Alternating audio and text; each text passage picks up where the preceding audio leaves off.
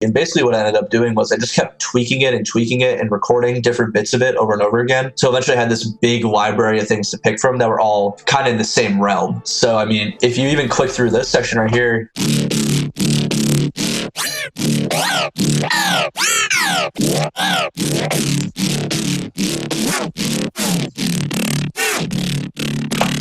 so literally just pulling those around and recording all those, you can get these different effects that you wouldn't get out just having a straight Serum patch and then like making a bunch of variations of it. You know, I think that's a really good idea to separate yourself from the arrangement and writing process and the sound design process. Because I mean, these are two different sides of the brain, right? These are two different sides of the brain. Creation and the arrangement is two different sides. And so I love the idea that you're separating those. You're playing to the advantage of humans when you get human psychology when you're getting into this kind of stuff. I actually really love it. One thing I do want to comment on was that I love that you said that you went through and you changed one patch a lot and you got all these different samples. Then when you start using these different samples, they all sound like they're from the same family. There's so many times when I'm listening to a song and it's just like, there's no what's called bass cohesion, right? There's no sound cohesion. It's the equivalent of you going to like McDonald's and Burger King and Panda Express and then throw them all into a bowl. And it's like, yeah, I mean, theoretically it's food, but then if you get everything just from McDonald's and threw it in a bowl, it'd still be gross and it'd be terrible for your health, but it's better because it's all from the same source, right? And so I think that's a really, really good idea. And so when you do that, do you render those out as samples or as presets, or how's that work for you? Yeah, so for this one, I just made a bunch of audio recordings, and this is actually a new version of the project because when I was originally working on it, it was just me. So this is a different version of it. But if you go back to the oldest version of the project, there's these long 32 bars of audio where I just recorded a bunch of samples and I went in and I consolidated the whole thing. And then they were all just sitting there ready to be used, whatever I wanted. So it actually be in here. If I click,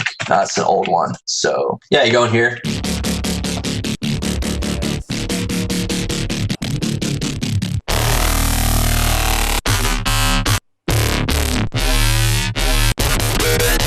And you have like all these different variations of it, and some of them made it and some of them didn't, but I had plenty to choose from. And you can even process them again once they get in here with this chain that I had. Then you start texture warping stuff and start doing all this stuff. I personally just like playing with audio a lot, so I was having a lot of fun with that in this project. And, you know, like the more I talk to people who actually know what's going on with sound design, they incorporate exactly what you're talking about here. They incorporate like how they create like a sample pack of everything that they're doing. They have their own sound design session. They go through and they kind of create all this, and then they have it in audio so they can tweak it even further. To me, I mean, so the term comes from 85, that, at least for the term that I know. It's called bass jam, which is basically this thing. It's like you have this big, long, huge audio thing where you've just recorded and tweaked and all that kind of stuff. This big large thing. And I'm pretty sure I got that from like one of these videos like this where I was watching someone else do the same thing, and I was like, that's a good idea. I should do something like that. And I tell you, it works out really well. Yeah, so yeah, it's a really good, I'm glad, man. That's awesome. What's up, DAW Nation? You just watched a quick tip from our In the DAW episode with Slippy, which, by the way, if you want to watch the full episode, you can go ahead and click up over in this top right corner. Okay, go ahead and just click right here right now and you can watch that full episode. Also, down in the description, you can click a link that will take you to the full episode, as well as down in the comments, the top